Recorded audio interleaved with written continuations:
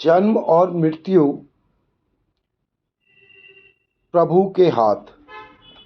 तो जन्म और मृत्यु के बीच में जो जीवन है उसकी डोर भी प्रभु के ही हाथ। जो पल पल हमें सुरक्षित करते हैं, हमें पल पल आगे बढ़ाते हैं, ऐसे संसार की रचना हमारे लिए करते हैं जहां पर केवल आनंद है। क्योंकि प्रकृति के जो नियम हैं उन नियमों के विरुद्ध होते ही आप ये मान लें कि हम अपने लिए विकट समस्याएं खड़ी कर लेंगे। उसके नियम, प्रकृति के नियम बहुत शाश्वत हैं, उनमें कोई फेरबदल या बदलाव जो है वो बहुत असंभव है।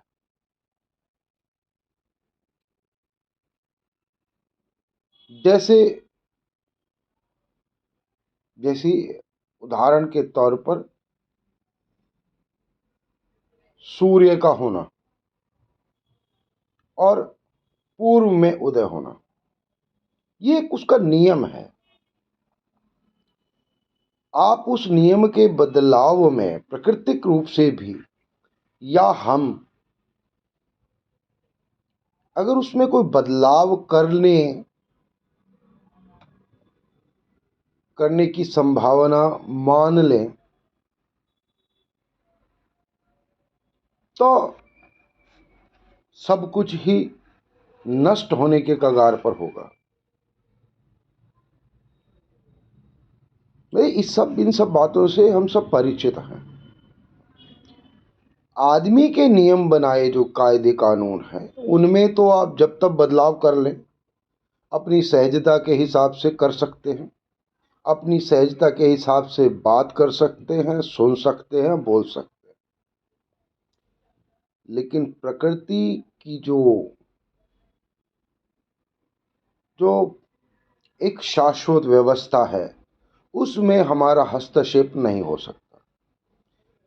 व्यक्ति का हस्तक्षेप, मनुष्य का हस्तक्षेप नहीं हो सकता। तो जो घटनाएं घटती हैं संसार में वह सब हम कह सकते हैं कि ये सब प्रभु की लीला है। लीले का मतलब यह है कि करने कराने वाले वही हैं, हम तो निमित्त मात्र हैं। हमारा अपना कोई जो विचार है वो बहुत शाश्वत नहीं है। हमारा विचार तो बस अभी आया और अभी गया। दिन भर में करोड़ों विचार आएंगे और करोड़ों विचारों में से कोई एक भी हम सुरक्षित नहीं कर पाएंगे, संचित नहीं कर पाएंगे। तो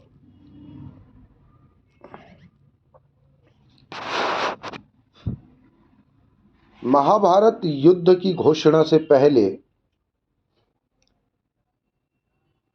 श्री कृष्ण ने शांति के सभी प्रयास किए।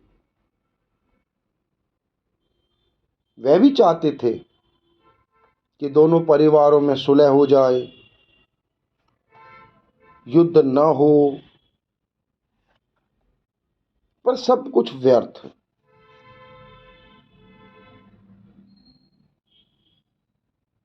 अंतरंग रूप से जितने भी दोनों पक्षों में जो संबंधित विषय थे उन सब का भी यही मत था, जहां तक संभव हो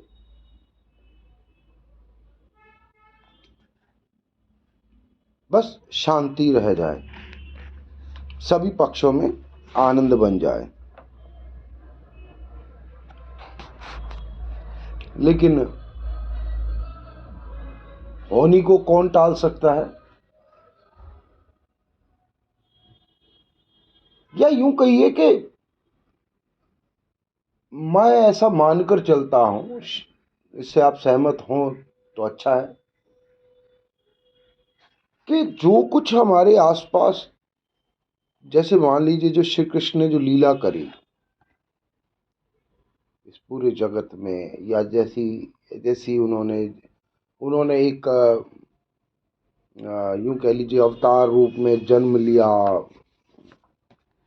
तो बात क्या है कि उन्होंने जो लीलाएं करी, उन्होंने जो विचार रखे, वो मनुष्य को राह दिखाने के लिए कि जीवन में अगर इस तरह की कठिनाई, परेशानी, या कोई भी ऐसा भाव जिस भाव से आप की असहमति हो, उस समय में आपको इस तरह से व्यवहार करना है, इस तरह से निर्णय लेने हैं, इस तरह से आगे जो है अपना मार्ग प्रशस्त करना। मतलब जीवन का लक्ष्य, जीवन का ध्येय, जीवन का मार्ग, इन सभी बातों पर जो है वो उन्होंने खुद चलकर हमारे लिए अपने पाँव के निशान छोड़े हैं, कि अगर हम जीवन में आनंद, सफलता चाहते हैं, जीवन का सुख चाहते हैं, जन्म और मृत्यु के बीच में जो जीवन है वो जीवन को साध्य करना चाहते हैं, तो ज़रूरी तौर पर उन्होंने उन सभी बातों, मतलब उन्होंने इसीलिए इस पूरी तरह की लीला की रचना करी। मेरा ऐसा मानना है, आप सहमत हो अच्छा है। तो पांडव जो थे वो, अब ये जो अहंकार, अब मतलब यहाँ पर पांडव, हम या कौरव एक नाम दे रहे हैं कि कौरव थे, तो कौरव का मतलब अगर हम दूसरी तरह से देखें तो वो अहंकार के प्रतीक हैं एक तरह से। अब अब ये भी कहा जाए कि अच्छाई बुराई ये सब चीज़ें भी हमारे जीवन में होती हैं, बेसिकली ये लीला है, होती तो सब तरफ अच्छाई है। कौरवों के लिए यही अच्छाई थी कि वो राज्य देना नहीं चाहते थे, और पांडवों के लिए भी लगभग लगभग बात स्थिति तो वही है कि वो पा लेना चाहते थे। दोनों ही जगह पर अगर हम थोड़ा सा विचार करें तो वहां पर अहंकार की उपस्थिति दोनों तरफ है, पर एक तरफ अहंकार जो है वो सहमति से है, और एक तरफ अहंकार जो है वो यूं कह लीजिए कि वो एक बुराई के तौर पर है। तो सुई की नोक के बराबर भी जो है वो जो जमीन थी, जो राज्य का टुकड़ा था, वो सुई की नोक के बराबर भी देने पर वो सहमत नहीं थे, और विकल्प केवल एक ही था फिर,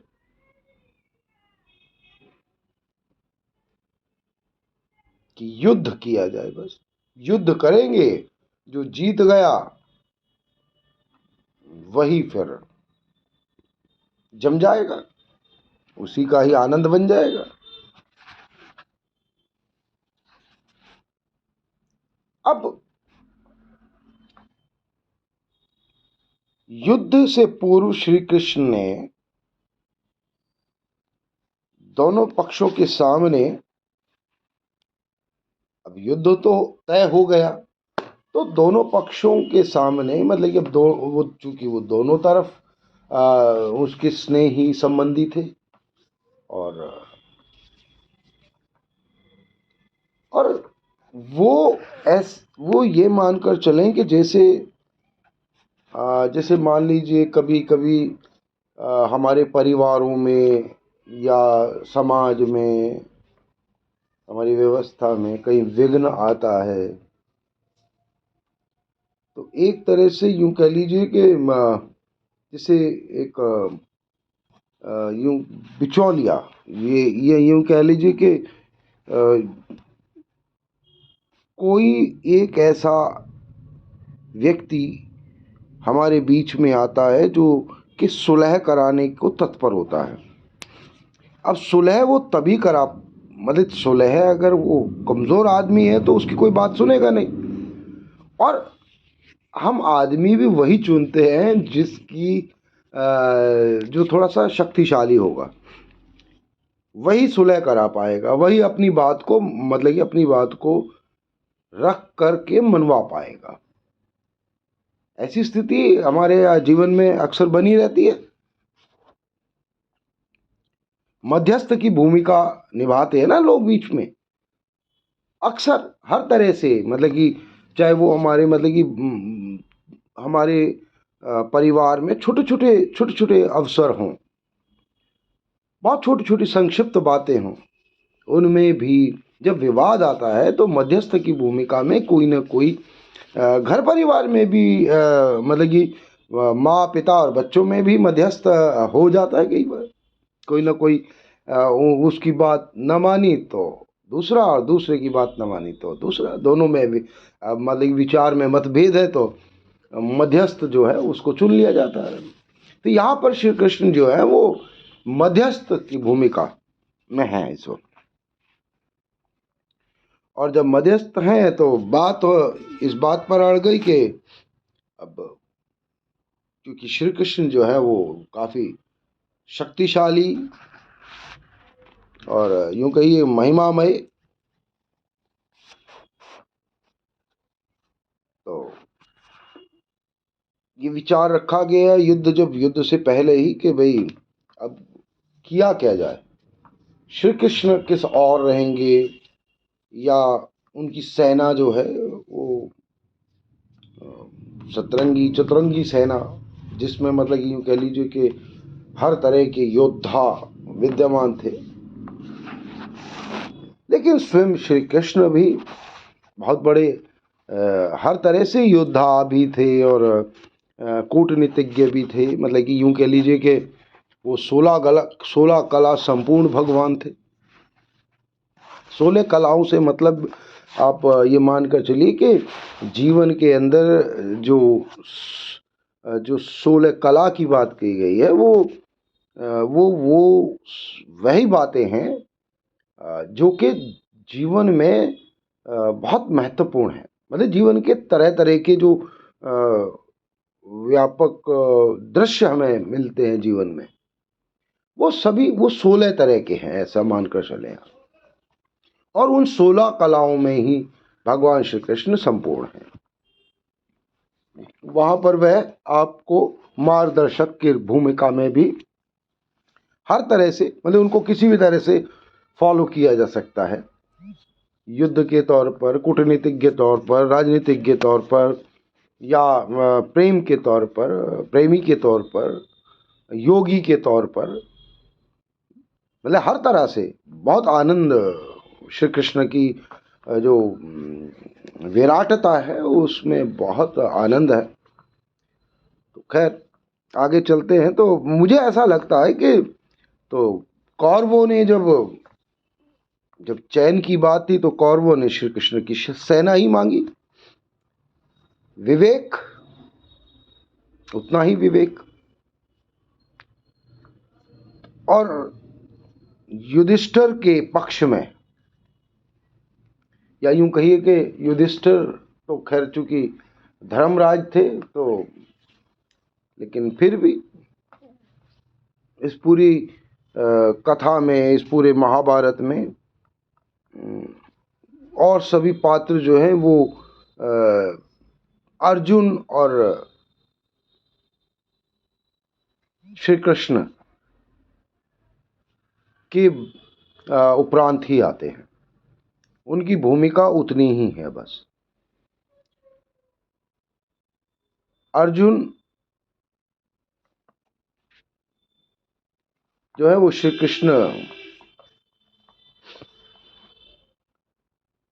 को ही अपने पक्ष में चाहते थे।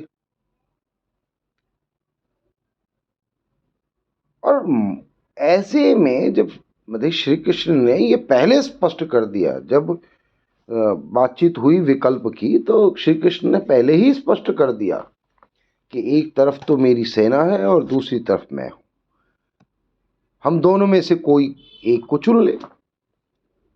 और जब चुना गया तो, और दूसरा वहां पर एक और मजेदार बात हुई थी, वो ये कि श्री कृष्ण ने यह भी स्पष्ट किया कि मैं जिस तरफ भी हूंगा हथियार नहीं उठाऊंगा, मैं हथियार नहीं उठाऊंगा। यह उनकी प्रतिज्ञा थी।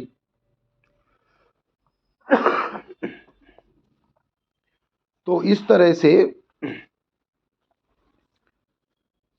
धर्म युद्ध में श्री कृष्ण अर्जुन के सारथी बन गए। अब स्थिति स्पष्ट हो गई कि युद्ध भी है और कृष्ण जो है वो अर्जुन के पक्ष में है और अर्जुन के वो सारथी बन गए हैं। वो महान महान मतलब महान योद्धा होते हुए श्री कृष्ण, जिनकी विराटता, जिनका बस केवल एक इशारा भर ही काफी था पूरी की पूरी सेना को उसका विध्वंस करने के लिए। लेकिन प्रतिज्ञा कि हथियार तो मैं नहीं उठाऊंगा। अब अर्जुन की हालत जो थी वो बहुत दयनीय थी इस वक्त। अनिर्णायक मन स्थिति से भयभीत,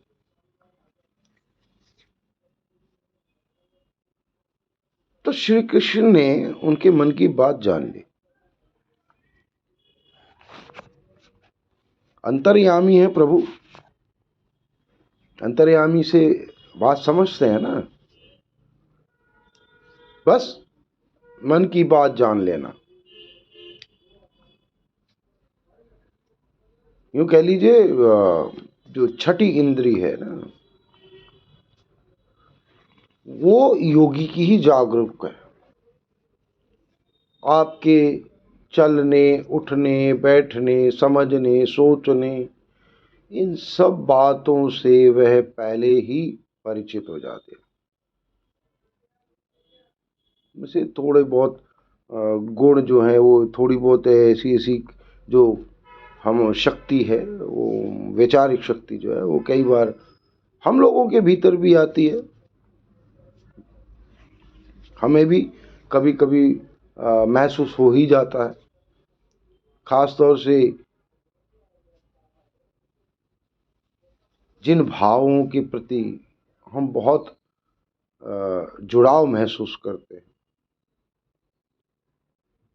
वह हमें पता ही चल जाते हैं। खास तौर से जैसे बहुत सरल बात में तो यही कहा जा सकता है कि किसी का दुख जो है वो दिखाई दे जाता है, किसी की खुशी दिखाई दे जाती है, प्रेम दिखाई दे जाता है, छिपाए नहीं छिपते। तो यही सब बातें हैं।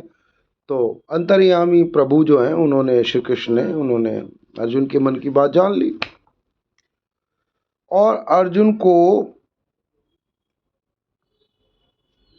मार्ग निर्देशक की भूमिका में थे वो, तो उन्होंने उसको कहा कि भाई अब तुम जो है ऐसा है, कर्म कर, कर्म, और कर्म फल की चिंता न कर।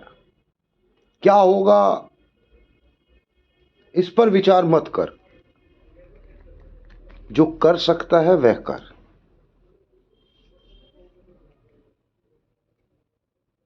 जीवन की घटनाओं को देख,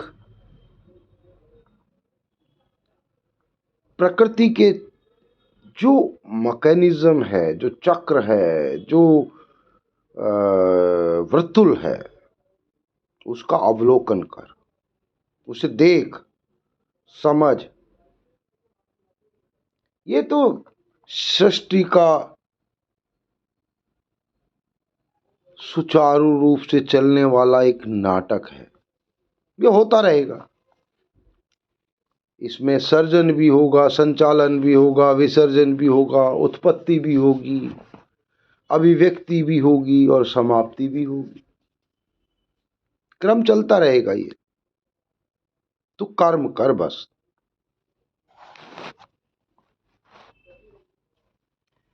क्योंकि और सब जो कुछ होता है वो तो परब्रह्म परमात्मा के आनंद से ही क्रियान्वित होता है। वही सब करने कराने वाले हैं। तो मूर्ख मत बन। तो अनिर्णायक स्थिति में मत जा, भयभीत मत हो। केवल एक ही विचार कर कि कर्म कर, कर्म। अब यहां पर श्री कृष्ण इस बात पर बहुत बहुत जो है उसको प्रोत्साहित करते हैं अर्जुन को कि कर्म कर। कर्म से यहाँ पर जो उनका जो मंतव्य है श्री कृष्ण का, वो कर्म नहीं है जिस कर्म को हम समझते हैं कि भी काम कर, काम। नहीं नहीं नहीं, ये वो बात नहीं। यहाँ पर कर्म का मतलब है कि तू इस वक्त न भूत देख न भविष्य देख, वर्तमान में चल। अभी समझ, अभी कर, जो करना है वो अभी कर। भूत और भविष्य की चिंता में मत जा, वर्तमान में। तो कर्म जो है यहां पर वर्तमान है एक तरह से। तो क्योंकि ये जो ब्रह्मांड है, इस ब्रह्मांड में हर पल, हर तत्व, हर घटना, हर स्थिति परिवर्तनशील है। हर वक्त बदलती है, प्रति क्षण बदल जाती है। ये आप इसको समझें, इस आनंद को समझें।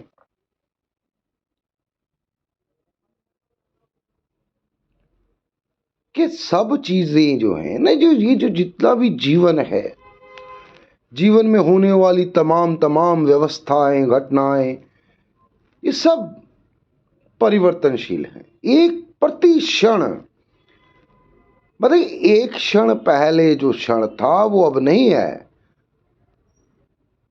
जो अब है वो बस गया। तो ऐसे में और कोई बात रही नहीं जाती है। अर्जुन, बस अभी कर्म कर।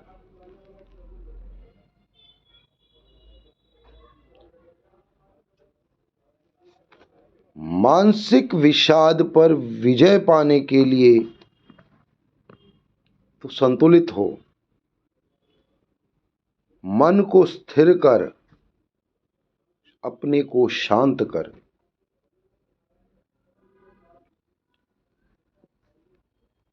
हर परिस्थिति में अपनी इच्छाओं का दमन कर।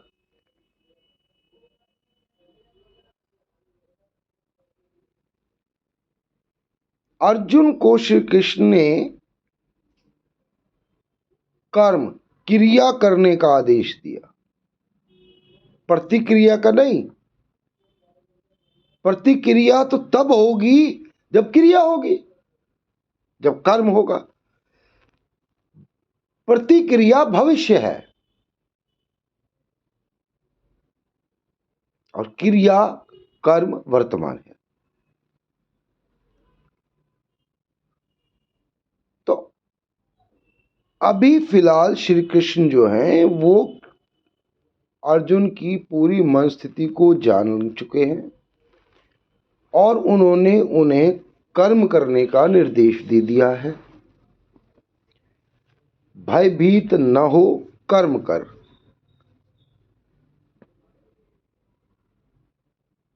क्योंकि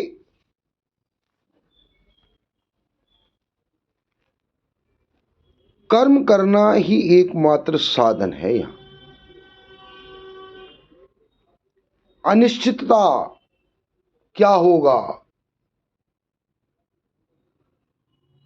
अक्सर इस तरह के विचार, इस तरह की स्थिति हमारे समक्ष भी आती है, क्या होगा।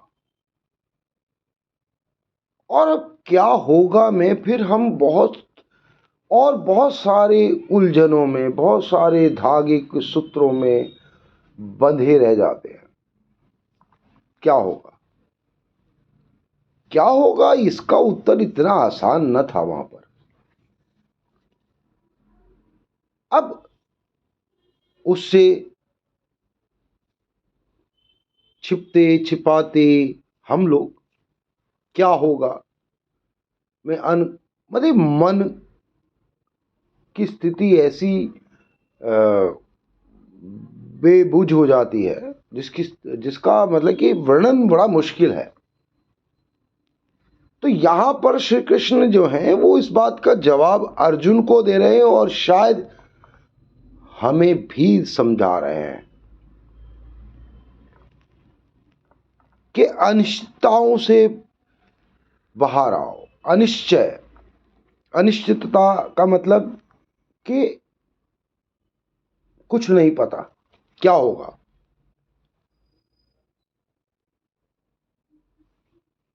ऐसी स्थिति में केवल कर्म ही एक साधन है, एकमात्र साधन है कि तुम वर्तमान में ही रहो और जो तुम्हारे सामने घटित हो रहा है उसे होने दो। जो होगा वही होगा, होना है। तुम्हें केवल वहां पर साक्षी भाव से कर्म करते रहना, जो घट रहा है, जो चल रहा है उसे देखना है, विचारना है, बस वर्तमान में। भविष्य की उस वक्त रूपरेखा आप नहीं बना सकते, उसे बना कर कुछ हासिल भी नहीं होगा। श्री कृष्ण के वचन है कि केवल योग के द्वारा ही मन की आनंदमय अवस्था को प्राप्त किया जा सकता है।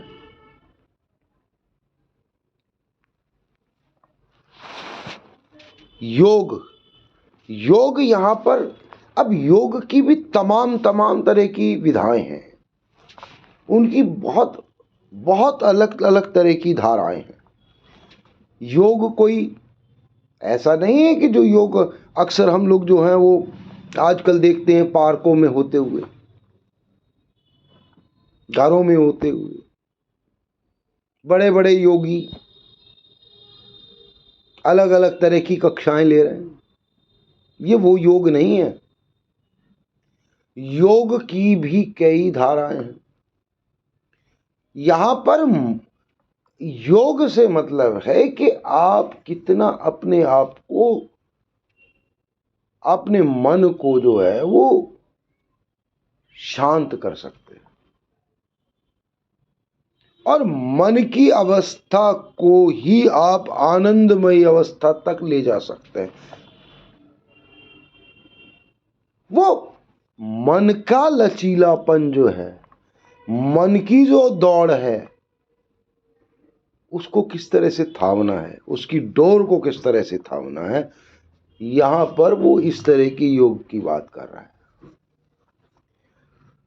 और जो योगी जो इस तरह से मन की दौड़ को थाम लेते हैं, वो महायोगी जो होते हैं वही जो है वो कर्म कर पाते हैं, वही अपने आप को वर्तमान में रख पाते हैं। और इस तरह से ये मानकर चलें कि जब ये सब बातें हो ही रही थी तो अर्जुन जो है वो थोड़ा, उसका चित्त शांत हुआ।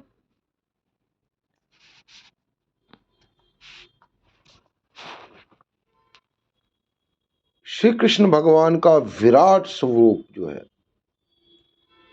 वो कोई विराट ऐसा नहीं है कि वो वहाँ पर उन्होंने जो है वो मतलब कि जो हम अक्सर जो हमें दिखाया जाता है, बताया जाता है कि उनकी जो विराटता वो, कि वो बहुत, वो अर्जुन जो है वो सूक्ष्म है और कृष्ण जो है वो विराट, मतलब कि उनकी जो आकृति है, उनकी जो विराटता है वो ऐसे बहुत बड़ी सी दिखाई दी, जो है वो दिखाते हैं हम लोग। लेकिन ऐसा कुछ नहीं है यहाँ पर। विराटता का यहाँ पर जो मंतव्य है वो ये है कि श्री कृष्ण के तमाम जो 16 कला के जो आयाम हैं, जो उनकी प्रतिष्ठा और पराकाष्ठा है उन गुणों की, वो सभी गुणों से अर्जुन जो है वो वहां पर परिचित हुए। और जब 16 कलाओं की प्रतिष्ठा और पराकाष्ठा को जब कोई आदमी देख लेगा तो हम तो सूक्ष्म ही हैं। ऐसे ही अर्जुन भी सूक्ष्म थे वहां पर। उन्हें कुछ नहीं पता चल रहा था, न दिख रहा था, न समझ आ रहा था। केवल यही था कि श्री कृष्ण की के बारे में उन्होंने जो जो शक्ति अर्जित करी, वहां पर जो ऊर्जा उन्हें वहां से मिली विचारों के माध्यम से, वो अनंत स्वरूप, सर्वव्यापी, अनादि, अविनाशी, असीम, जिसमें सब जीव मृत्यु के मुख में समा रहे, महाकाल के प्रवाह से भी कुछ चलायमान है, स्वर्ग जगत के प्राणियों का जन्म हो रहा है और कालांतर में विलोप हो रहा। क्योंकि जन्म और मृत्यु का जो चक्र जो है वो श्री कृष्ण ने, जो अर्जुन ने श्री कृष्ण के माध्यम से देखा, तो वो इस सब के बारे में ही विचार कर रहे हैं वहां पर। क्योंकि इससे पहले उन्होंने ऐसा कुछ न देखा था, ऐसा कुछ न विचारा था। हम बिल्कुल साधारण लोग हैं, बस हमें ऊपरी सतह पर जीवन के बारे में जो कुछ पता है, उसकी गहराई के बारे में तो हम भी नहीं कुछ जानते, और जितना जानते भी वो भी नाकाफी है। ऐसे ही ठीक अर्जुन की स्थिति थी वहां पर।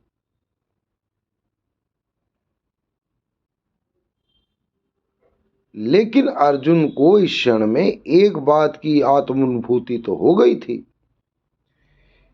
कि कर्म ही एक ऐसी व्यवस्था है, एक ऐसी बात है जिससे आसक्ति के बंधन कट जाएंगे, और ज्ञान ही एक ऐसा एकमात्र साधन है जिसके द्वारा अज्ञान रूपी अंधकार दूर हो जाएगा। जो नकारात्मक वासनाएं हैं उनको परिशुद्ध करने के लिए जीवन और संसार के प्रति जो दृष्टिकोण है उसे बदलना होगा।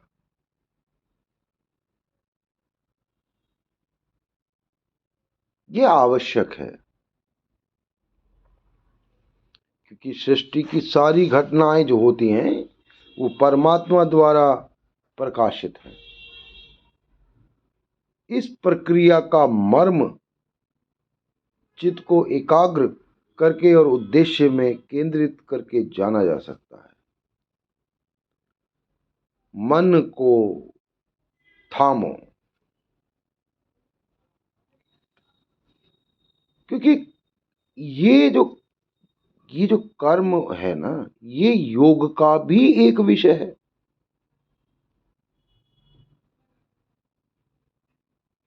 और मन जो है उसको योग और कर्म के माध्यम से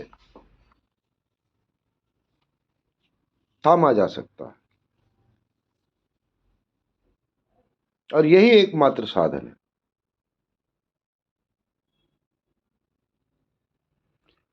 और जब इस तरह की जब सब घटनाएं हो गईं, जब इस तरह के विचार बन गए, अर्जुन को कुछ बातें नहीं बल्कि जब उन्होंने श्री कृष्ण की विराटता विषयों में जो उनकी जो सघनता है श्री कृष्ण की, उसको जब जान लिया, तो कुछ भय से भी मुक्त हुए।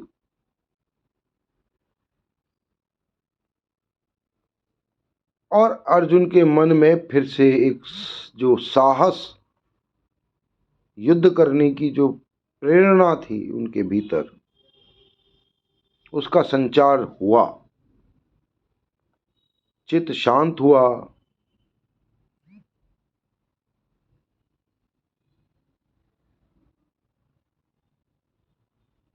तो ऐसे में शौर्य और धैर्य से जो है उन्होंने अपने आप को शांत किया और ये मान लो कि ये अर्जुन जो है ये एक प्रतीक है हमारे लिए, हमारे जीवन में जितनी भी कठिनाइयां हैं, परेशानियां हैं, अवसाद हैं, भाव हैं, भावनाएं हैं, विचार हैं,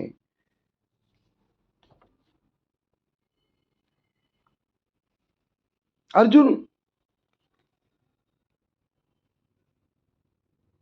हमारे एक तरह से लीडर हैं वहां पर।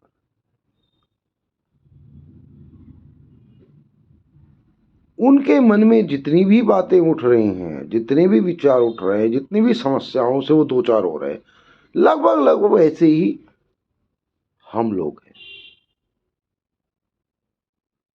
हमारा जीवन भी एक रणभूमि की तरह ही है। अच्छाई और बुराई के बीच संग्राम चलता ही रहता है, जिसमें न चाहते हुए भी असावधानी होती है और हम उलझ जाते हैं। प्रतिपल संघर्ष चलता रहता है। चूंकि संसार में भौतिक स्तर पर भूख, प्यास,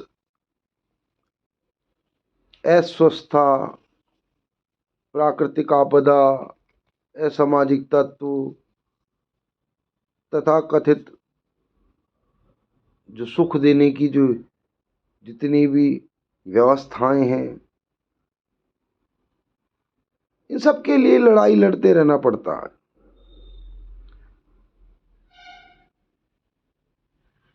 और हमारी सारी की सारी जो ऊर्जा है जो हमें प्रकृति से मिलती है, वो हम लोग भौतिकतावादी आनंद और ऐश्वर्य की व्यवस्था को एकत्र करने में व्यतीत कर देते हैं, खत्म कर देते हैं।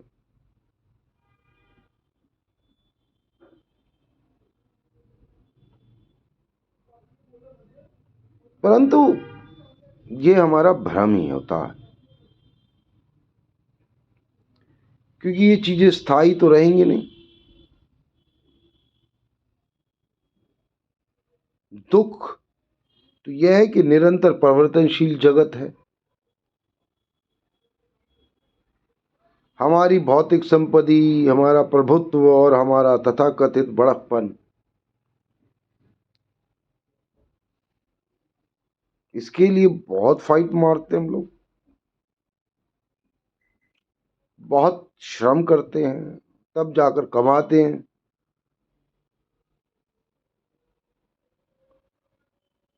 अनंत हमारे हाथ रहता क्या है? सब कुछ खो जाता है, नष्ट हो जाता है और हमारी दशा फिर दयनीय हो जाती।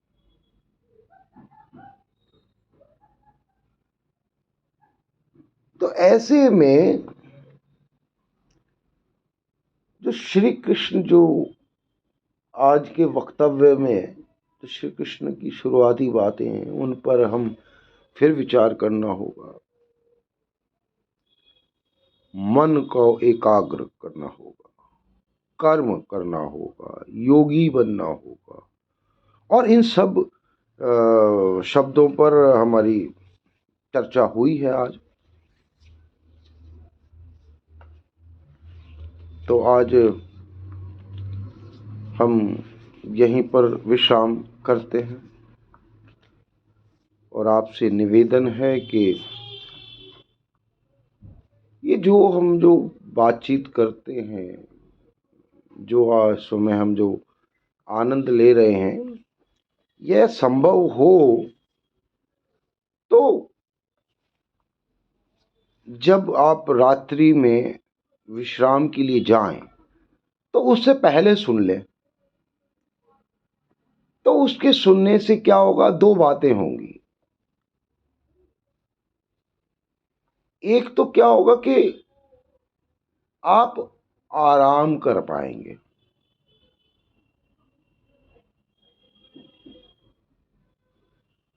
आप मन को आराम देंगे, मन को आराम देंगे तो वो ध्यान हो जाएगा। शरीर को आराम देंगे तो वो तो निद्रा हो गई। तो रात जब मन को आराम मिल जाएगा तो आपको निद्रा भी अच्छी आएगी। ध्यान के लिए मतलब एक अवस्था है ध्यान की, रात्रि में सभी तरफ जो है वो शांत होता है, सब कुछ आराम के लिए उपस्थित होता है। तो ऐसे में मन का जो योग है, मन का जो विश्राम है, वो ध्यान है और ध्यान ही योग की एक अवस्था है। तो खैर, आपकी जय हो, सदा सदा ही जय हो।